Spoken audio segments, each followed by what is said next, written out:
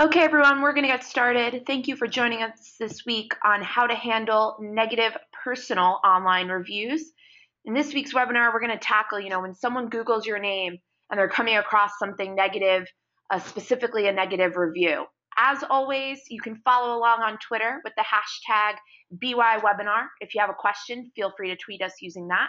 Or you can type it right into the search bar, or the question bar rather, on the GoToWebinar panel, and we'll make sure that we answer it at the end.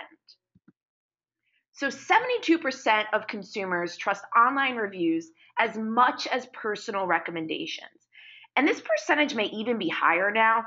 This stat's actually from 2012 from a site called Search Engine Land.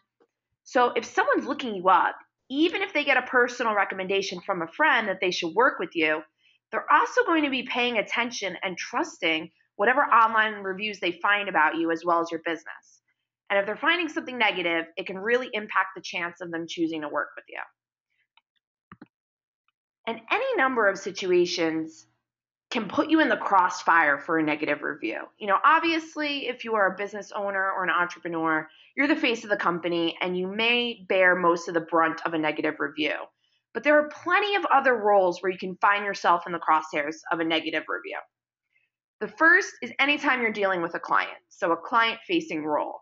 Maybe you're a sales professional or an account executive, or you're working with clients to provide them a specific service that your company offers.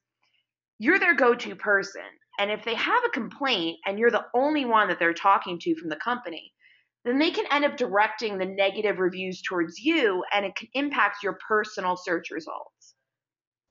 As well as if you're a professional service provider, and this is a broad term. I put lawyer there and real estate agent, but it also covers, if you're a doctor, a marketing person, anytime you're providing a service to someone and dealing with clients and customers, you run the risk of having an online review show up with your name mentioned in it. Then you can also be dealing with a vengeful competitor, which is, really terrible, but we see it happen. A competitor decides to write negative reviews about you and your business online in an attempt to make you look bad and divert some more attention towards them. And then we see personal situations creep into, your business life. This could be anything if you broke up with someone and it's a rocky breakup, or if you've let an employee go in a few months and now they're sounding off the alarms in these negative reviews. It can really impact your personal brand as well as your business. And if you aren't finding yourself in any of these situations, it's good to at least understand this stuff now and what you can do about it, because there are so many review sites out there that you never know if one's going to pop up with your name in it.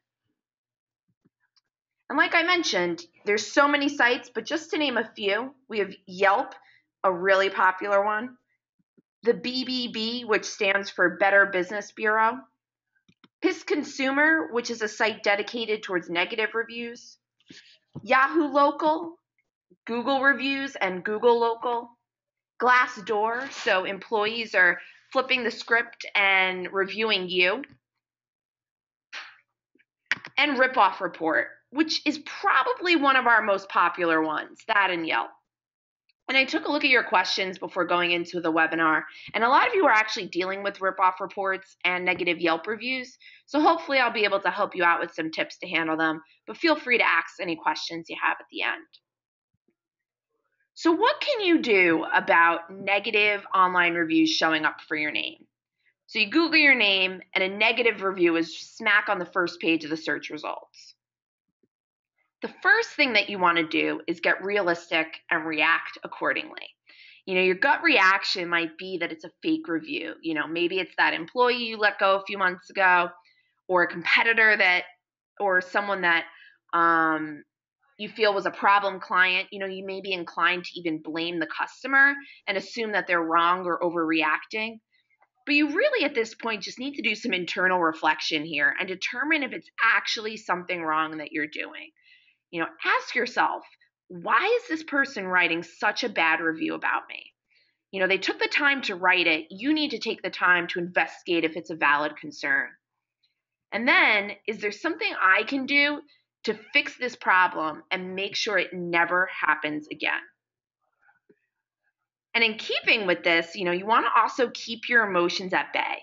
Again, your gut reaction might be to be angry, and rightfully so. You were put on blast online, but don't let that anger creep into how you handle the situation, and definitely don't lash back out online. Two stories that I usually like to bring up when we're talking about this, and I won't name exact names, but the first is, a business owner actually sued a customer for writing a negative Yelp review about him online.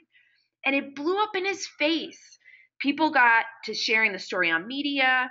Industry publications picked it up. Mainstream news sites picked it up.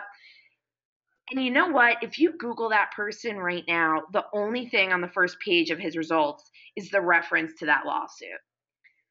And the other example I like to use is about a small bakery that had some people write some negative stuff and negative type reviews on their Facebook page. And the bakery went off on them on the Facebook page, blaming the customers, um, you know, saying that they were overreacting, that it absolutely wasn't true what they're writing about.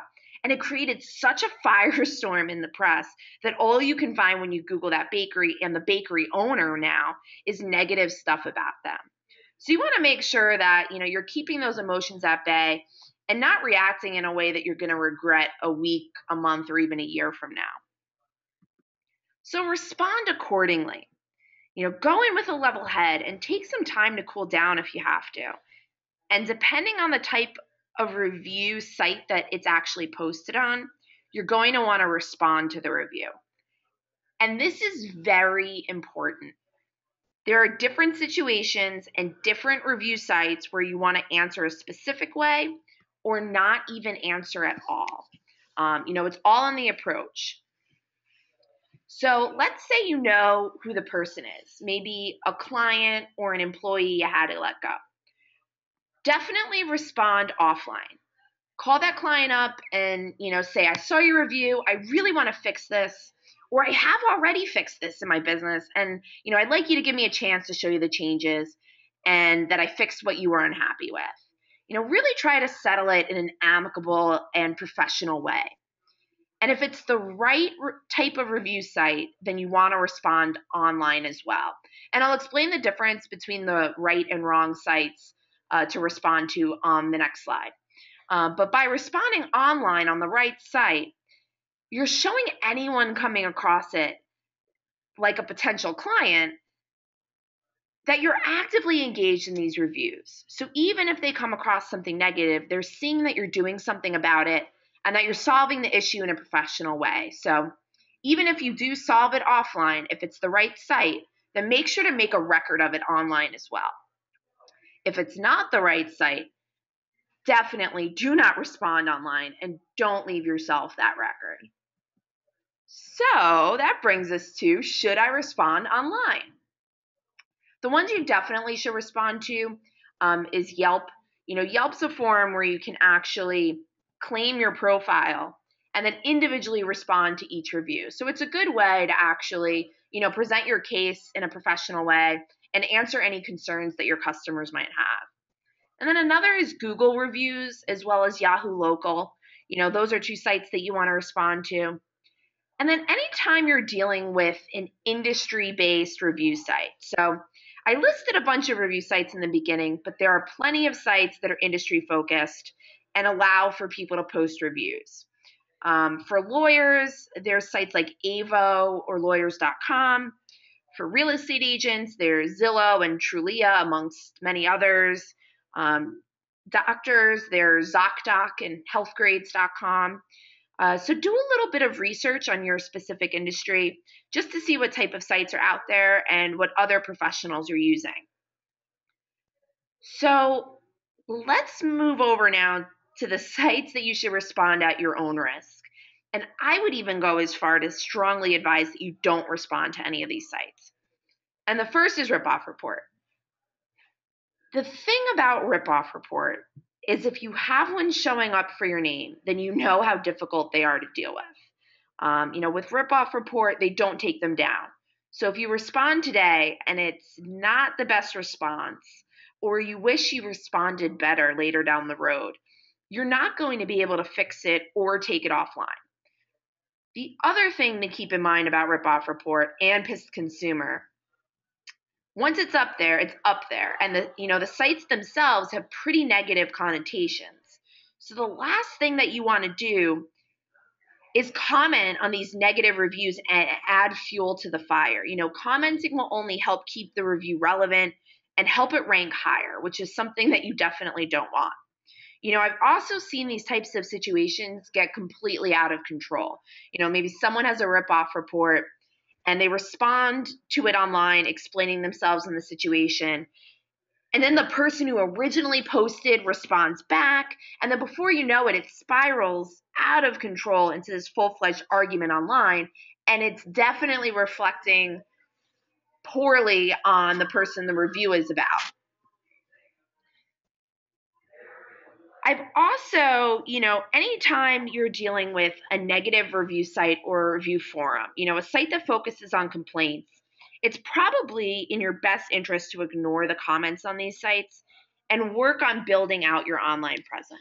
So if it's something that's on a site that's dedicated to complaints, then I would really think twice before you decide to, respond in haste or as a gut reaction. The next thing that you want to do is inventory your Google results. Look at everything that's out there about you online, the good, the bad, and the ugly, your entire online presence.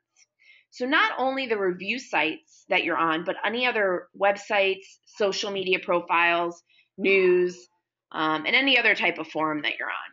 And if you're a Brand Yourself user and are using our do-it-yourself tool right now, you can actually monitor your search results that show up for your name right in the tool, and you'll get alerts if anything changes. But definitely, make sure that you have an inventory and really know what's out there about you online. And then look at the sites that you should be on. Take a look at some industry influencers or talk to a few colleagues and, figure out the best platforms for your industry. And then get on the right review sites. I mentioned some of these earlier. Yelp is a site where you can engage with your customers. The icon in the top right corner is for Google+. If you have a Google account, then you can create a Google+ page or a Google local page, and people can actually leave reviews for you there. White pages and any other type of directory might not necessarily have a place for reviews, but you can fill out all the information about you and your business and then use it as a profile to, fill out your online presence. And then Glassdoor is a good one. If you have a company, with a few employees, then it's a good idea to build a profile here because it can end up being a really good recruitment tool and a good insight into how your business actually runs.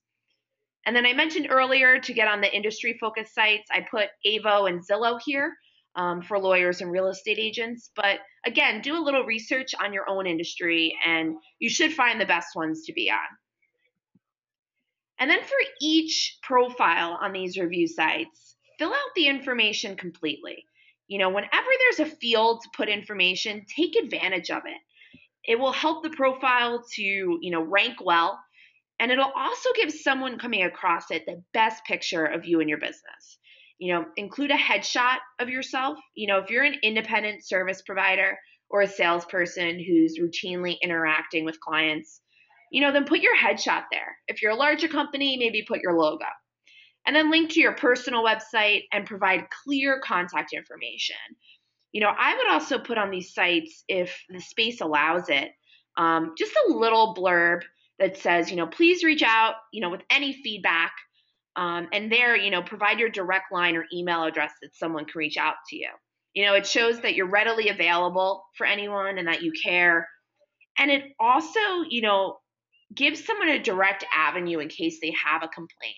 So it's not a guarantee, but if they're going to this site to write a bad review about you, and then they see that, you're openly welcoming feedback, then they might be more inclined to, contact you directly before they decide to put up the review online. And then monitor these profiles for reviews on a day-to-day or a weekly basis. And, if something comes up, respond if it's the right site. And then the next thing that you want to do is encourage real reviews. So if you Google your name right now, and the only thing that shows up is a terrible ripoff report or a terrible Yelp review, then that will be the only focus that someone has of you and your business. But if it's a negative review amongst a sea of 50 positive ones, it'll look much better. And if you have a really good online presence and are doing everything right, then the reviews should be positive. Asking for reviews might be simpler than you think. Many times, it doesn't even cross a client or a customer's mind to write a review for you, or they don't even realize that it'll care or that you care that much about it. So give them a polite reminder, request a review, whether knowing that they could be good or bad. I'm not saying to pay a customer to write a positive review, but ask professionally for their feedback. And if you're doing the right things, then you should find that most of that feedback is positive. You can send out an email newsletter with a survey. You can put a link to the survey, right in your email signature when you're interacting with clients. If you do have a physical store location or an office that you're routinely bringing clients to, then you can even put a little sign there. And then another thing that I would definitely try is to contact your loyal customers and clients, the people that you've worked with for years or, just have a really good rapport with, and ask them to write a testimonial. I think you'll be surprised to find how readily someone will be willing to do that for you. And then something else that you can do is offer an incentive for writing a review. Not paying someone for a review, but sending them a note saying, please fill out this survey for us, and as part of our appreciation, we'll give you a discount on your next month of service, or you'll be entered to win something, just to give them a little push and a reminder that it's so important to you. And then the next thing that you're going to want to do is couple all of these positive reviews with a positive online presence. And we talk about this in all of our webinars because it's just so important. The reviews is just one aspect of your online reputation. So make sure you're focusing on that stuff, as well as, it's something that you can control. And the only effective way to create a positive online presence is to create positive, relevant content, building content about you and your personal brand, and what this will do is minimize anything negative and also give people a much clearer picture of who you are. So how do you build a positive online presence? I'm going to run through this real quick, but if you have any specific questions about it, feel free to reach out or ask at the end. The first thing that you want to do is secure a domain name. So yourname.com, just so that you're able to, build a property off of this. And then from there, create a personal website. And this should be separate from your business website or your company's website. This should be a site that's dedicated to all of the information about you on the web. And then get on social media sites and share content. Follow the right people in the industry. Share what they're sharing. Friend people, go ahead and like things or tweet things or retweet them. And then you want to create your own content. You can create blogs or videos, presentations. You can even be featured in some industry articles. And create this content, with your business in mind. If you're in a specific field, create content related to that field so that you really show that you're an authority figure. And it'll really impress anyone that's looking you up online. And then ensure that your content will actually rank well in Google. And that's where SEO comes in, or search engine optimization. And there's a number of factors that go into it, but just to give you a basic rundown, you have your on-page SEO, so things that are happening on an actual website or social media profile. So if you are building, your own personal website, the actual architecture and structure of it really matters. And if you have a few questions about if yours is structured the right way, please feel free to let us know. And then the next is keyword and content. So if you want this content to rank for your name when people Google you, then your name needs to be on it. So make sure that, you're filling out your profiles and your bios with your full name, that your website very clearly has your name in it. And then you want to keep everything active. So continuously adding content, making sure everything's up to date, whether it's updating your social media profiles week to week, or keeping your website with the most relevant content, or blogging, adding videos, things like that. And then the off-page factors, you have influence over, but you can't necessarily control. And these are things like links to your website and how people are sharing your content. Google considers a link to something as a vote. So the more you can link to a website or have someone share it online, the better. So make sure that you're sharing it across your social networks. So hopefully, the people that you're following and who are following you will also, share it as well. And something to keep in mind here, anytime you're dealing with any type of negative result, bad reviews included, it's going to require much more content than simply managing your online presence. And this is because you're actually combating something. You're trying to get something to, be buried onto the second or third page. So just keep in mind that it's going to take a bit longer than your average, management of your online presence. And if you do need help, we're here. At the very least, you should be using our free do-it-yourself tool. And that tool just basically takes you through the process of making sure that the sites that you're on are optimized to rank well in Google. It's very easy to use. I mentioned earlier that you can monitor your online presence really easily that way. If you need some more help, we have our Head Start service where we'll actually build out all of the websites and profiles that you need in your industry. And then we're going to give you a custom plan for how you can manage it going forward. So we take a lot of the legwork out of the way and then give you that custom plan. And then our concierge side is where we actually do everything for you. We've built out all the content, and then we're going to go in month to month and update it, with fresh content, update your social media profiles, blog for you, videos. Just make sure that you're managing and promoting a really positive online brand for yourself and making sure that you're a thought leader. So if you're interested in any of these services, definitely feel free to reach out. And at the very least, you should be signing up for our free personal branding consultation. If you have a negative review and you just want us to take a look at the situation, what we'll do is we'll give you some very specific steps that you can take to start improving your online presence. So even if you choose to not work with us, you can leave with a game plan for how to move forward. So if you want to take advantage of that consultation, I strongly recommend it. You can use that link right there. Just type it into your browser bar. It's bit.ly/BY consultation. Or you can email me directly at sclark@BrandYourself.com, and I'd be more than happy to get you set up.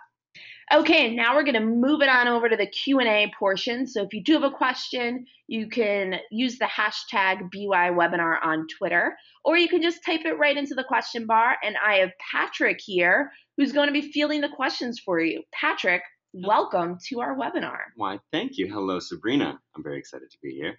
It looks like we already have one question popping up here from Laura Lee. She asks, do you have some tips on optimizing a YouTube video? There's an interview she's done in the past that isn't horrible, but she'd like to bury it. Okay, so we're dealing with videos on YouTube, is that correct? That is correct. Okay. So the first thing that I would recommend, since it's a video, is you're going to want to combat it with positive videos. So you should definitely have your own YouTube channel if you don't already. The way you can set one up is if you have a Google account or a Google Plus account, you'll be able to actually activate your channel right from there, and it's free to use. And then you're going to want to fill it out with all the information about you. So make sure that it's a really filled out profile and start uploading positive videos. You might be thinking, that seems so, time consuming. I don't know how to make videos, but it's actually relatively easy. If you use PowerPoint or if you're on a Mac and use Keynote, you can create a slide presentation. And if you already have them for your own business, for training materials or things like that, you can very easily convert it into a video and, add a little music to the background. And then there you go. You can upload it right to YouTube and keep uploading that really positive content. Make sure it's industry related or related to your business. And you should hopefully start to see it outrank that negative one. Another thing that I would mention to help videos rank a bit higher, once you have those positive ones, is start embedding them places. Write a blog post about the video, what's in the video, and embed the blog post there. And then share it on social media and get really active. and you should just start to see that -1 rank a little lower. Do you have any more questions? Oh, yeah, of course. We have a question from Jim. He asks, it seems like Google keeps changing its search algorithms, but Ripoff Report keeps getting top placement. I'm on top of social media sites for my name. Why don't they rank above the Ripoff Report? Okay, so it looks like we're dealing with a two-part question here. And the first is, well, what is a Google algorithm? Google employs a number of factors that go into its search rankings. So, how it determines what type of information to give its users on the first page of its search results. And they're constantly updating them. What they want to do is give their users the best search experience possible. So, as a result, they're updating their Google algorithms constantly. So that's why you might see some movement in your search results. Maybe you had a personal website that was on page 1, last month, and now it's moved to the second page. To answer your question about Ripoff Report, yes, Ripoff Report's very difficult to deal with for a number of reasons. The first is it's basically a forum. If someone writes a bad report, people can comment, and all that commenting keeps it relevant and helps it rank a little bit higher. The other thing is you're probably dealing with a Ripoff Report from a while back. And since it's, a little bit older and probably has a lot of content on it, it does have a little bit of authority in the search results. So it might be a little bit more difficult to rank down. It sounds like you're doing a good job right now. So I would definitely recommend to keep hitting it with positive content. I mentioned earlier that negative results just take longer. They take more effort and more content and more time. So keep at it, and you should really start to, see some help. And if you want to sign up for that consultation, I can definitely take a look and give you some specific steps for how to combat that nasty ripoff report. All right, Sabrina, we have another question, and it's from Kathy. This is a two-parter. She asks, what type of sites rank higher than Yelp, and does YouTube, if you have lots of videos, rank higher than Yelp? Okay, so for the most part, two sites or a site's not going to rank higher than another site simply because of the type of site it is. And I mean, if you have a personal website and you have a Yelp review, the Yelp review doesn't automatically rank higher than the website. So the way I think you really need to think about this is the type of content that you're putting on these sites. It sounds like you're dealing with this negative Yelp review. So keep adding really positive content, to your social media profiles. Create new social media profiles. Build out your personal website. Start blogging. And you should start to see it outrank that Yelp review. The one thing that I also will say about Yelp is, it's not a static site. You don't have to, just because it has a negative review doesn't necessarily mean that you need to sit back and let it just be negative. Solicit reviews from your user base, from your customers, your clients. And if you get positive reviews and you're doing everything right, then it'll start to mitigate and minimize that negative review, and you'll just get a much better, higher ranking. The other thing that I'll say, about the YouTube page and the videos ranking higher, obviously the more videos on your YouTube, the better chance it has of ranking. But I don't use that as, the benchmark. Keep adding content to all of your sites, and you should start to see that Yelp handled. But definitely go with creating more content. Do we have another question? We do. We have a question from Gregory. He asks, what about using your middle name as opposed to your first name? Okay, so this is definitely a route that you can take. If you have a negative presence for your first name and you want to start going by your middle name, that's fine. The important thing here is that you want to go by the name that people are actually going to look you up online. So if you're choosing to go by your middle name, then you need to make sure it's on your business card, your email signature, anytime that you give out your name, whether it be on a, your website or, a resume, you need to go by that name so people know to Google you. And then what you want to do is create your content around your middle name to ensure that that's what shows up. But if I didn't properly answer your question, feel free to type a follow-up in the search bar. Patrick, do we have any others? Of course we do. We have another question from Jim. Well, it's more of a comment question. So he says that he posts on social media twice a day, Twitter, Facebook, Google+, and it's still not ranking above the Ripoff Report. Also, images are starting to fall off the first page. Okay. So it's definitely great that you're active on social media. And that's definitely, one part of it. You want to make sure that you're active on social media and helping it rank. As I'm sure you know, ripoff reports are just inherently difficult to deal with. So it's going to require other types of content. And I would really want to take a look at your specific situation. So definitely drop me a line. But make sure that you're creating content in addition to social media. If you don't have a personal website, create one. If you're not blogging or trying to get, long form types of content out there, do that. Create videos, slide presentations. Any sort of rich media can definitely help outrank that ripoff report. The other thing I would want to say about it is it might still be getting comments, which is helping it rank higher. So just monitor it and make sure that, it's stale before you really start trying to outrank it. And then about the images, it sounds like you actually want these images to show up on your first page. And it might be just the fact that they're getting a little old. Google wants to show the most relevant information, and that usually means the most recent. So if it's images from years ago that are dropping, go in and refresh them. If you actually have control over the image, make sure that it's properly tagged.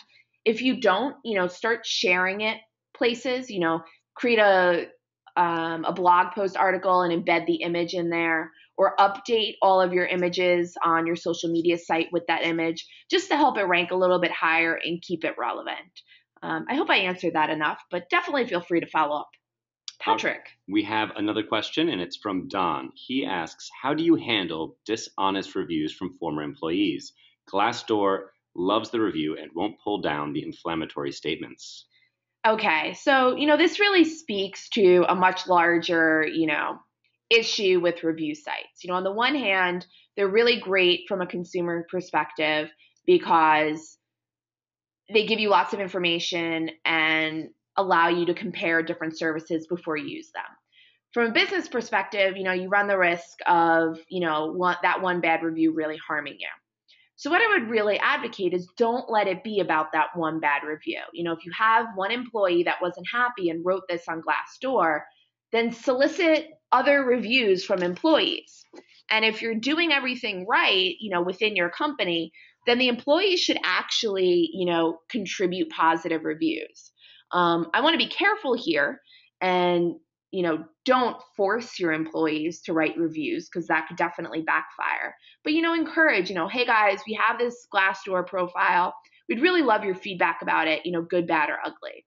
And if you want to predict what those reviews are going to look like, maybe send out an internal survey first so that you can see any problems before they're brought online. And keep doing that, because if someone doesn't have an outlet to, vent their frustrations, they might be going online. So if you're giving them that avenue to, give their concerns, then you might prevent the whole bad reviews altogether.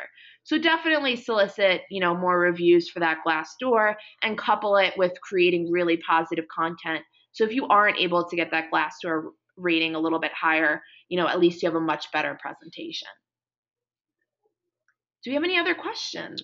We do. We have a question from Desiree. She asks, can you please expand on bios on Google? I saw your tweet about Google cracking down on duplicate content in bios. Certainly. So basically, Google wants to see fresh bios. And the one thing that I will say is whenever you're writing a bio for a social media site, make sure that you're writing it in the third person.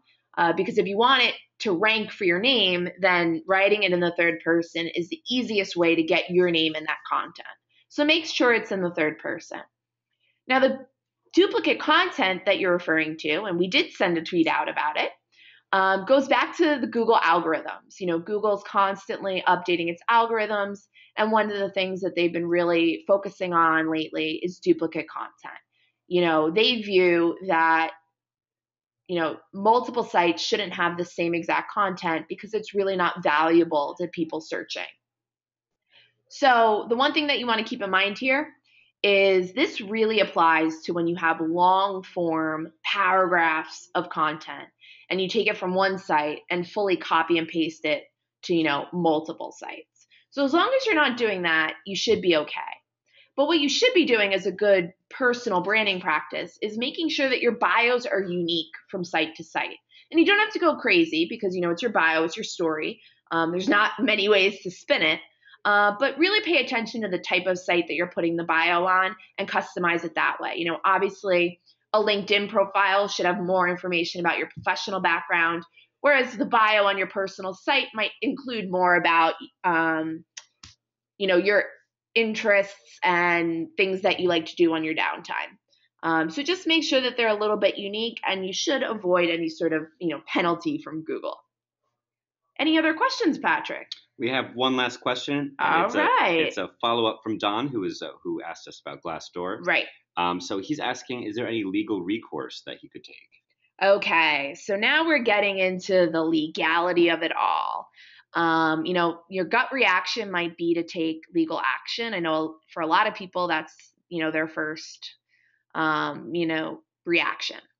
One thing to say about this, it is very difficult to navigate this route, going the legal route, just because there's so, the freedom of the internet and free speech. It's very difficult to actually see something through and see it get taken down. While we're not necessarily attorneys, we can definitely advise you on legal options. If you do want to go that route, I would definitely, consult an attorney. However, something to keep in mind. Let's say, for one, it's very expensive to go the legal route. Two, let's say it works out and you get that one negative review down. It doesn't prevent the same guy from reposting it or someone else from posting a negative review. So the only real way that you want to manage your online reputation is to create the positive content and facilitate as much positive stuff as possible. And like I mentioned earlier, if you are getting more positive reviews than negative reviews, it's all going to balance out. If I'm coming across you and your Glassdoor and I see the one negative review, but there's 20 positive reviews from employees, I'm just going to chalk it up to sometimes, you can't please everyone. And there's always going to be that one bad egg. So definitely I would suggest going that route versus, any sort of legal action. But if you want to talk about it further, again, I'm not really aware of the full situation. So feel free to schedule that consultation if you want some more help there. So I think we're going to wrap it up with the questions. But if I wasn't able to get to yours in time, definitely feel free to shoot me an email, or if you want to set up that consultation. If you're dealing with a negative review, I highly recommend it. At the very least, we can give you a game plan. And if you're in the financial field, or know someone who is, we're actually having a webinar on February 3rd at 2 p.m. Eastern Time. And we're going to talk about the right and wrong way to market yourself online as a financial professional. I definitely, if you're in this field, you don't want to miss it. We're going to have Justin Wise from Vesterly and Sophia Berra from Gen Y Planning on the call as well. So it's definitely going to be really informative. If you want to register, you can go to the landing page using the link bit.ly/BY Finance Webinar. And again, if you have any questions, please feel free to drop me a line, and we will see you at the next webinar. Thank you for a great webinar, everyone. Woo! Thanks very much.